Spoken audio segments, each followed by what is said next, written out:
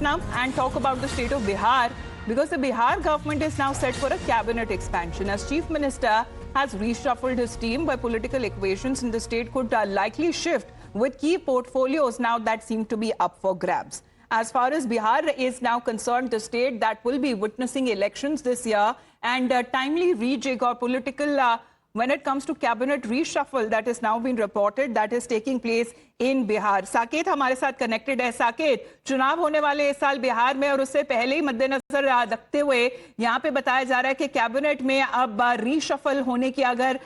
जो संभावना अभी दिख रही है, अब बताइए अगर रीशफल होगा तो आने वाले दिनों में, आने वाले महीनों में ये चुनाव के ऊपर कोई इम्पैक्ट देखते हुए नजर आएगा क्या?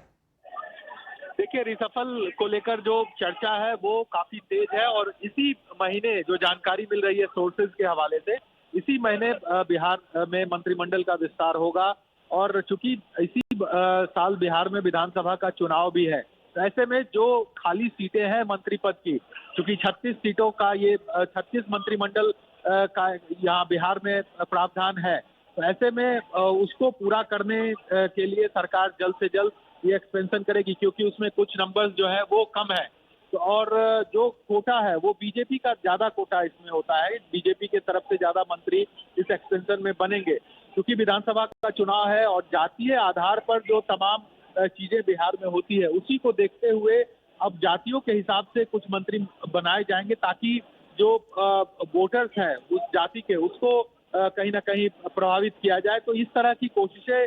चुनावी साल में होती रही है और वही एक बार फिर से तस्वीर दिख रही है जो हमारे सोर्स बता रहे हैं कि नीतीश कुमार इसी महीने अपने कैबिनेट का एक्सपेंशन करेंगे और माना जा रहा है 3 से 4 मंत्री इस बार कैबिनेट एक्सपेंशन में नए इस कैबिनेट में शामिल होंगे। चलिए, धन्यवाद आपका साकेत हमारे साथ जुड़ने के लिए। क्या कई नए चेहरे भी नजर आएंगे अब नीतीश सरकार के अगर हिस्सा बनते हुए, अगर कैबिनेट में जो रीशफल है या जो इसका विस्तार जो किया जा रहा है अब बिहार कैबिनेट के बारे में? we'll be speaking more on that with reactions that are now coming in both from the government and from the opposition side if the state of Bihar will be witnessing assembly elections this year. With that, we head into a short break. Lots more lined up on the other side.